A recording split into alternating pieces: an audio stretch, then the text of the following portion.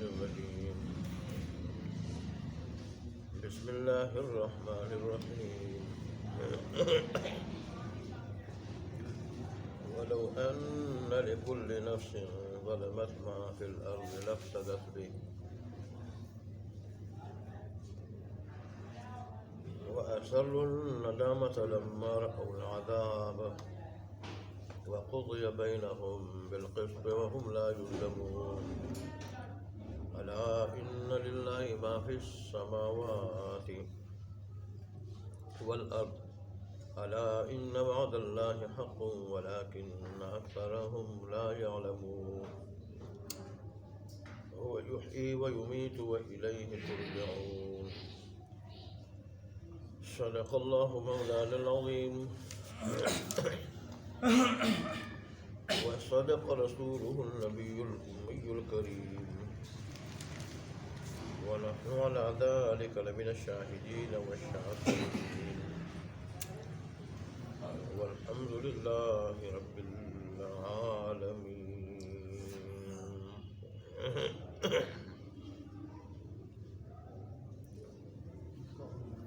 گزشتہ آیات میں اللہ تبارک و تعالیٰ نے یہ ارشاد فرمایا تھا کہ بغاوت کا صلہ صرف آخرت میں نہیں ملے گا، وہ دنیا میں بھی مل سکتا ہے۔ بہت سارے لوگ ایسے ہوتے ہیں ان کو رب کی طرف سے سزائیں ملتی رہتی ہیں لیکن ان کو شعور نہیں ہوتا۔ اللہ فرماتے ہیں کہ میں بہت سارے گناہوں کو معاف بھی کر دیتا ہوں، ان سے درگزر بھی کر دیتا ہوں، لیکن انسان جب حد سے تجاوز کر جاتا ہے تو پھر پکڑتا بھی ہے، تو وہ دنیا میں بھی پکڑ لیتا ہے۔ اور دیکھیں اس کی دنیا کی پکڑ کتنی گھبراہٹ والی ہوتی ہے، کتنی خطرناک ہوتی ہے۔ بعض علاقوں میں پہاڑ بہہ جاتے ہیں، گر جاتے ہیں، اور بڑی بڑی چٹانیں گر کے ان کے نیچے بڑی بڑی گاڑیاں، لوگ، بڑے بڑے مکانات آ جاتے ہیں۔ بعض وقت پانی اس تیزی سے بہہ جاتا ہے کہ وہ سب کچھ بہا کے لے جاتا ہے، اور کبھی اللہ ہلا دیتا ہے۔ اور ظاہر زلزلہ تو پھر زمین کی جڑ سے ہوتا ہے، زمین ہل رہی ہوتی ہے تو اس کے اوپر جتنی بھی عمارتیں ہیں وہ ہل رہی ہوتی ہیں، اس میں کتنی گھبراہٹ ہوتی ہے، زلزلہ آدمی کی ٹانگوں سے جان نکل جاتی ہے۔ تو یہ دنیاوی سزائیں کتنی سخت ہیں کہ انسان پہ بڑی ہیبت طاری ہو جاتی ہے۔ تو پھر اللہ فرماتے ہیں آخرت کا عالم کیا ہوگا، آخرت کا عالم کیا ہوگا۔ آخرت میں تو جہنم جب پہلی مرتبہ سامنے آئے گی تو سارے انسان فرشتے بے ہوش ہو کے گر پڑیں گے، گھٹنوں کے بل بے ہوش ہو کے گر پڑیں گے۔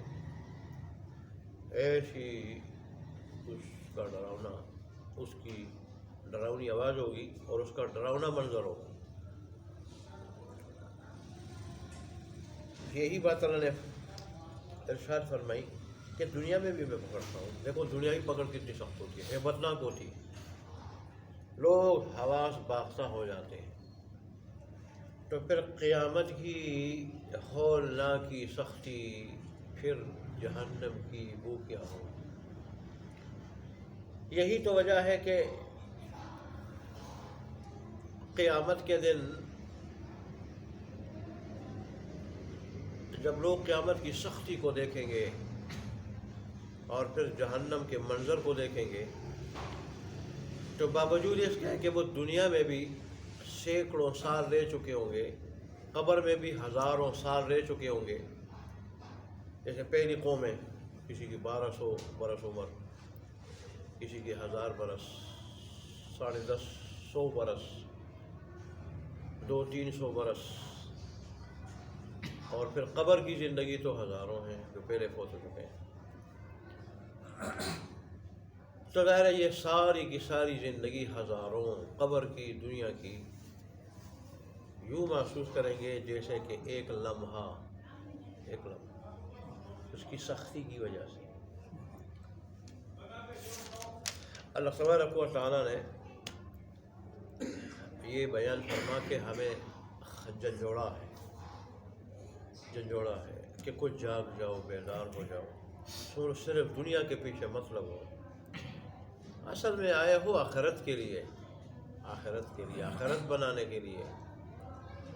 جیسے میں کہتا ہوں بالکل اسی طرح جیسے ہم دنیا میں کوئی دبئی جاتا ہے، کوئی سعودیہ جاتا ہے، کوئی انگلینڈ جاتا ہے، کوئی امریکہ جاتا ہے مستقبل بنانے کے لیے، دنیاوی مستقبل بنانے کے لیے، ایسے ہی ہم یہاں آئے ہیں اخروی مستقبل بنانے کے لیے، آخرت کی زندگی بنانے کے لیے۔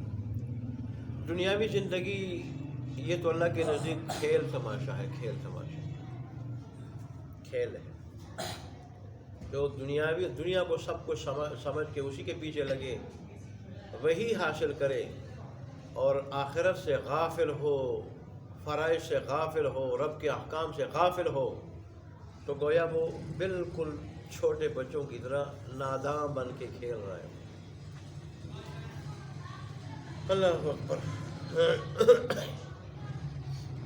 پھر اللہ تبارک و تعالیٰ نے فرمایا کہ قیامت کے دن پھر ہر امت کا رسول بھی ساتھ ہوگا، وہ پھر گواہی دے گا، اس نے بات مانی، اس نے نہیں مانی، اور انبیاء کی گواہی پہ اللہ پھر انصاف کے ساتھ فیصلہ کرے گا، کسی پر ظلم نہیں ہوگا۔ اللہ اکبر۔ پھر اللہ تبارک و تعالیٰ نے مشرکین مکہ کے اس اعتراض کا جواب دو طرح سے دیا کہ عذاب کیوں نہیں آتا جس کا وعدہ ہو رہا ہے ہم سے، اگر وہ برحق ہے تو آتا کیوں نہیں۔ اللہ تبارک و تعالیٰ نے فرمایا کہ کہہ دو، ایک تو میرے اختیار میں نہیں، وہ اللہ کے اختیار میں، اپنی مرضی سے وہ بیچ دیتا ہے، جب چاہے تو بیچ دیتا ہے، جب نہ چاہے نہیں بیچتا۔ اور دوسرا، اللہ کے ہاں ہر کام کے لیے وقت مقرر ہے، کسی کی جلدی مچانے سے وہ کام اس وقت سے آگے پیچھے نہیں ہوتا، لیکن جب وہ وقت آ جاتا ہے پھر وہ کام ہو جاتا ہے، پھر آگے پیچھے بھی نہیں ہوتا۔ اللہ اکبر۔ پھر اللہ تبارک و تعالیٰ نے، لیکن اس وقت تو مکہ کے نہ ماننے والوں کو جھنجھوڑا، آج کل وہ بات ہم پہ صادق ہے کہ تم جب میری بغاوت کرتے ہوئے، نافرمانی کرتے ہوئے، اور میرے دین کو نہ مانتے ہوئے، میرے احکامات کو نہ مانتے ہوئے بڑے بے غم بنے ہوئے ہو، بے خوف ہو چکے ہو، اس کو سوچتے نہیں ہو کہ رات کو تم سو رہے ہو، تمہیں پتہ نہ ہو عذاب آ جائے، یا دن کے بعد کام کاج میں مبتلا ہو عذاب آ جائے اچانک، اور ظاہر ہے جس وقت عذاب دیکھ کے ایمان لاؤ گے پھر اس کو وہ قبول نہیں ہوگا،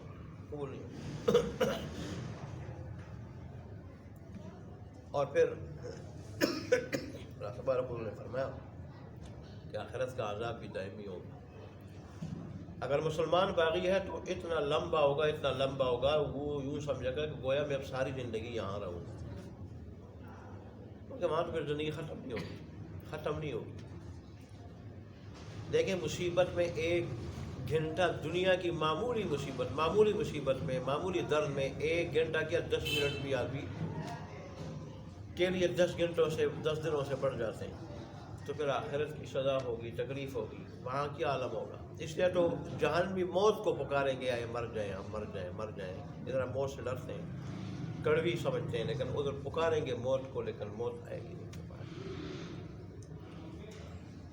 اللہ نے فرمایا پھر وہاں کی سزا دائمی ہوگی،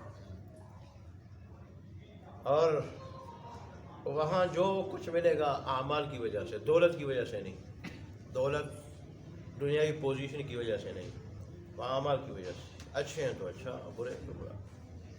اور پھر اللہ تبارک و تعالیٰ نے قسم کھاتے ہوئے فرمایا کہ یہ قیامت کا آنا یا عذاب کا آنا واقعی ہے، واقعی، یہ دنیا دار لوگوں کے وعدے نہیں، دھمکیاں نہیں ہیں، یہ رب العالمین کی طرف سے وعید ہے۔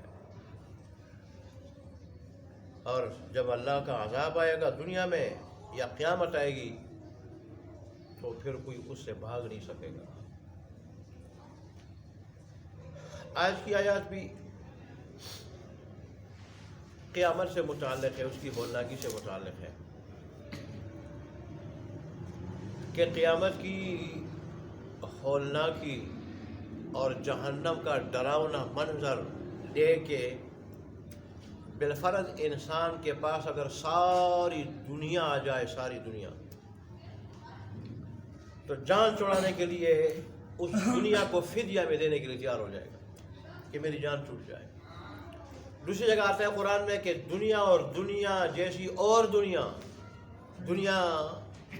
کی ڈبل، دنیا سے ڈبل خزانے اور چیزیں اس کے پاس آ جائیں اور وہ فدیے میں دے تو بھی اللہ اس کو جو ہے نا وہ عذاب سے اس کی جان نہیں چھوڑے گی، اللہ اس کو چھوڑے گا نہیں، معاف نہیں کرے گا۔ اول تو وہاں ظاہر ہے یہ چیزیں ہوں گی کہاں، وہاں تو اعمال ہوں گے، اعمال یا برے یا اچھے، اچھوں کی وجہ سے جنت درجات ہے، بروں کی وجہ سے جہنم اور اس کے طبقے ہیں، گڑھے ہیں۔ یہ چیزیں تو ہوں گی نہیں، بالفرض اگر ہو جائے تو انسان سب کو فدیہ میں دینے کے لیے تیار ہو جائے گا کہ میری جان چھوٹ جائے۔ اللہ فرماتے ہیں اب تو یہ انکار کرتے ہیں، قیامت کا انکار، جزا سزا کا انکار، میرے احکامات کا انکار، لیکن قیامت کے دن ان کی یہ حالت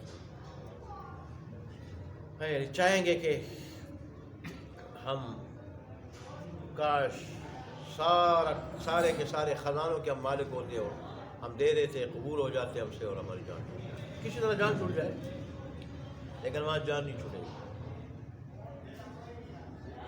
اور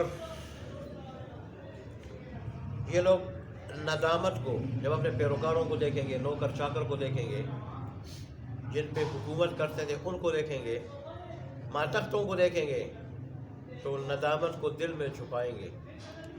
لیکن یار یہ سزا سے پہلے عذاب سے پہلے ہوگا۔ ایک مطلب جب عذاب شروع ہو جائے گا پھر انسان دنیاوی عذاب نہیں برداشت کر سکتا تو اخروی عذاب کیسے برداشت کرے گا؟ پھر تو چیخے گا، چلائے گا، اور ایسی آوازیں اس کے لیے ہوگی جیسے گدھے کی آواز، ایسا چیخے گا، چلائے گا، پھر کچھ نہیں چھپا سکے گا۔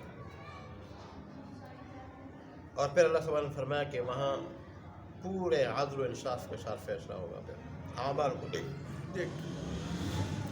نہیں ہو سکتا ہے کہ کسی کو نیک اعمال کا صلہ نہ مل جائے، یا کسی کے ناکردہ گناہ اس پہ ڈال دیا جائے، یا دوسرے کے اس پہ ڈال دیا جائے، وہاں پورا انصاف ہوگا،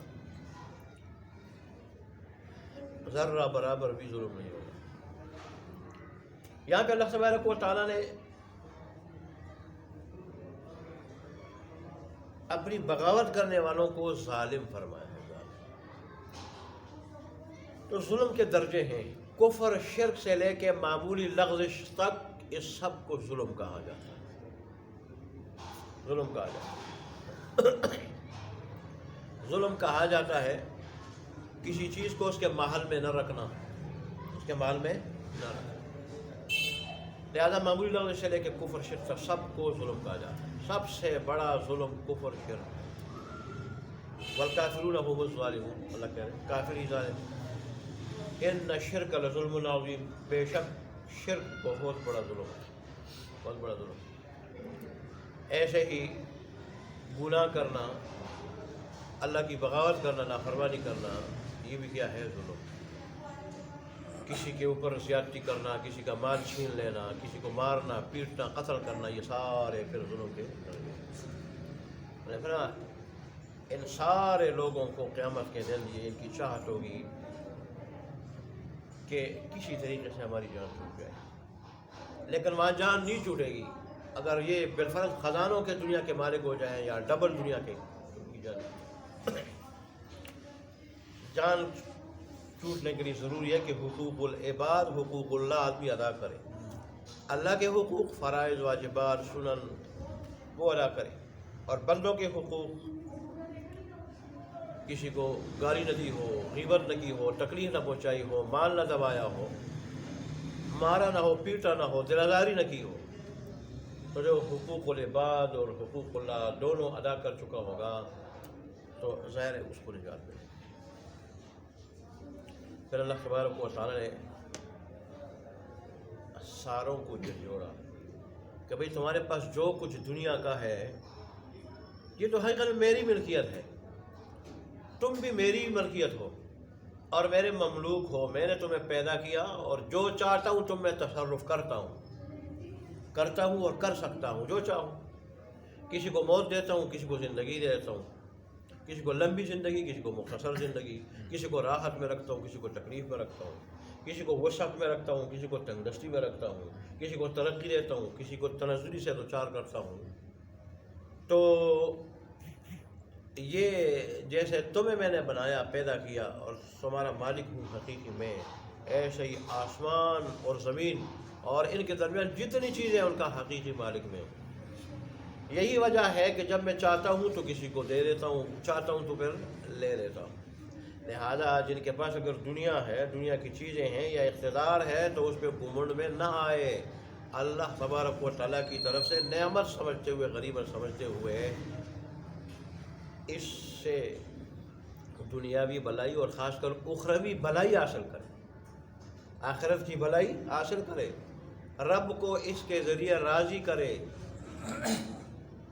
اصل چیز تو، اصل کام تو وہ ہے جو آدمی آخرت کے لیے کرے، آخرت کے لیے، کہ وہ باقی رہنے والے ہیں ہمیشہ ہمیشہ کے. اللہ اکبر. پھر اللہ تبارک کو نے فرمایا کہ دیکھو میرے وعدے برحق ہیں، میرے وعدے. دنیا میں لوگ وعدے کرتے ہیں، وہ بھول بھی جاتے ہیں، وہ مکر بھی جاتے ہیں، لیکن میں جو کچھ کہہ رہا ہوں وہ برحق ہے. لیکن اکثر لوگ اس کو سوچتے نہیں کہ رب العالمین کے وعدے کیا ہیں، برحق ہیں. انسان کو میں نے عقل دی، شعور عطا کیا، اس وجہ سے کہ اس کو بروئے کار لا کے اللہ تبارک و تعالیٰ کو پہچانے، دنیاوی زندگی کا مقصد پہچانے، اور سب سے پہلے آخرت بنائے اور اس کے بعد پھر دنیا بنائے. جائز طریقے سے پھر دنیا بنائے، جائز طریقے سے، ہٹ کے اندر. اللہ اکبر. پھر اللہ تبارک و تعالیٰ نے فرمایا کہ جیسے وہ تمہیں زندگی دیتا ہے، موت دیتا ہے، اسی طرح میری طرف آنا بھی ہے. تم میری طرف آؤ گے تو پھر ظاہر ہے ہر ایک سے میں پوری زندگی کے کیے کا حساب لوں گا. جیسے اقرأ کتابک غالباً سورہ بنی اسرائیل میں ہے کہ اپنے نام اعمال پڑھ، نوشتہ پڑھ، اپنا نام اعمال پڑھ. کفا بنفسک الیوم حسیبا، آج کے دن تو خود اپنے احتساب کرنے کے لیے کافی ہے کہ میرے ساتھ کیا سلوک ہونا چاہیے، میرے ساتھ کیا سلوک ہونی چاہیے، مجھے کیا صلاح ملنا چاہیے. اور مسلم شریف کی روایت میں آتا ہے اللہ قیامت کے دن جب نام اعمال انسان کو ملے گا کہے گا یہ وہ اعمال ہے جو میں نے تیرے لیے گن گن کے رکھے ہیں. مسلم شریف کی روایت میں گن گن کے رکھے ہیں. دیکھو اگر یہ اعمال اچھے ہیں تو میرا شکر ادا کرو، توفیق میں نے دی تھی، اور اگر یہ برے ہیں تو اپنے آپ کو ملامت کرو، اس لیے کہ میں نے کوئی چیز چھوڑی نہیں تھی تجھے ہدایت دینے کے لیے، تجھے سمجھانے کے لیے کوئی چیز چھوڑی نہیں تھی.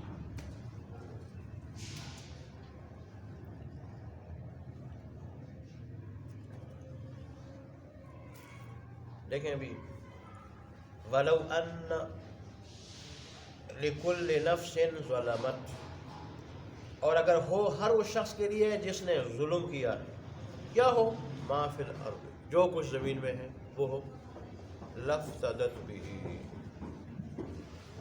تو وہ اس کو فدیے میں دینے کے لیے تیار ہو جائے.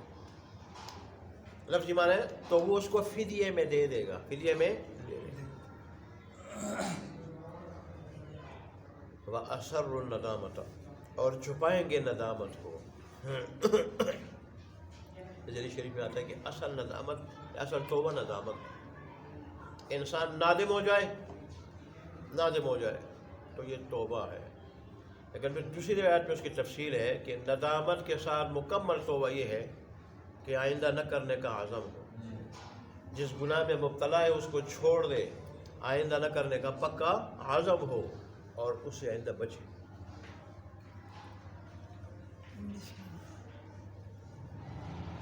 اللہ اکبر.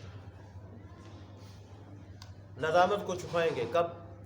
لما رأوا العذاب. اچھا قاضی بیضائی رحمۃ اللہ علیہ نے فرمایا کہ اثر دو معنوں میں آتا ہے، اس کا معنی چھپانا بھی ہے، اس کا معنی ظاہر کرنا بھی.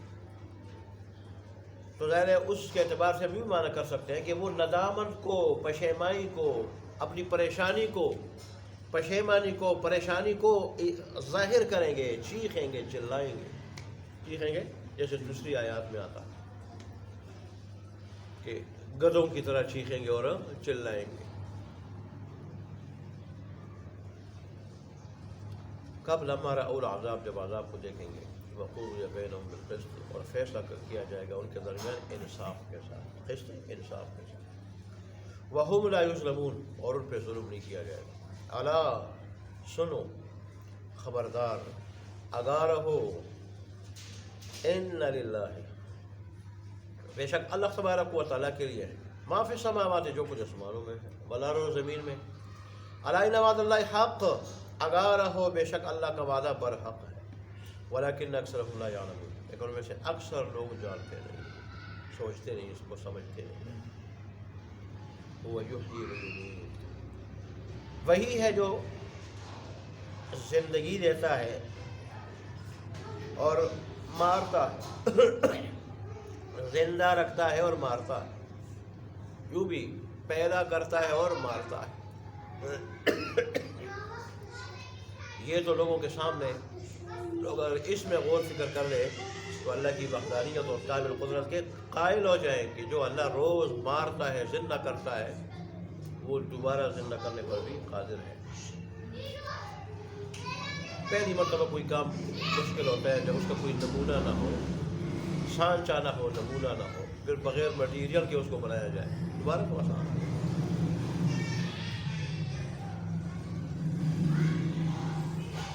هو یحیی و یمیت، وہی زندہ کرتا ہے اور مارتا ہے. وَإِلَیْهِ تُرْجَعُونَ، اور اسی کی طرف تم لوٹائے جاؤ گے.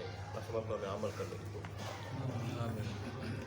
الحمد للہ رب العالمین، والعاقبۃ للمتقین، والسلام علی رسول محمد وعلی آلہ وصحبہ اجمعین. ربنا ظلمنا انفسنا وان لم تغفر لنا وترحمنا لنكونن من الخاسرین. ربنا اتنا في الدنيا حسنة وفي الآخرة حسنة وقنا عذاب النار. اللهم انك عفو كريم تحب العفو فاعف عنا مولانا. اللهم انا نعوذ بك من فتنة المحيا والممات. اللهم انصر الاسلام والمسلمين، اللهم اعز الاسلام والمسلمين، اللهم انصر من نصر دين محمد صلى الله عليه وسلم واجعلنا منهم. اللهم اخذل من خذل دين محمد صلى الله عليه وسلم ولا تجعلنا. اللہ تبارک و تعالیٰ ہمارا ٹوٹا پھوٹا سننا اور سنا اپنی بارگاہ میں قبول فرمائے، اور اس پہ جو اجر ثواب ہم نے مقدر فرمایا ہوا ہم نصیب فرمائے. اللہ تبارک و تعالیٰ سے لے کے مرتے دم تک ہمیشہ ہمیشہ کے لیے میں اپنے دین کے بارے سننے اور سنانے کی، اور پھر ہم سب کو اس پر 100% مکمل عمل کرنے کی توفیق عطا فرمائے. اللہ تبارک و تعالیٰ اس مجلس کو ہماری نجات کا ذریعہ بنا دے، ایسی نجات میں اس کے بعد پھر کبھی پکڑنا ہو. اللہ تبارک و تعالیٰ جتنے بھی بیمار ہیں تمام بیماروں کو شفا کاملہ عاجلہ مستمرہ عطا فرما. جو پریشان حال ہے ان کی پریشانیوں کو دور فرما. جو مخروج ہے ان کو قرضوں سے نجات دے دے. خصوصاً درس والے ساتھیوں میں سے یا ان کے متعلقین میں سے کوئی بیمار ہے، پریشان ہے یا مخروج ہے، اللہ تبارک و تعالیٰ اس کو ان مصیبتوں سے نجات دے دے. ہمیں دنیا آخرت دونوں کی خوشیاں نصیب فرما، دونوں کی مصیبتوں سے بچا. سن آخرت کی خوشیاں ابتلائی سے نصیب فرما، سن آخرت کی مصیبتوں سے ابتلائی سے محفوظ فرما. ہم سے راضی ہو جا، ایسا راضی ہو جا کہ پھر کبھی ناراض نہ ہو. ہماری دعاؤں کو قبول منظور فرما. آمین یا رب العالمین یا حی یا قیوم. ربنا تقبل منا انك انت السميع العليم وتب علينا انك انت التواب الرحيم. وصلى الله تعالى على خير خلقه محمد وعلى اله وصحبه اجمعين برحمته. جزاكم الله.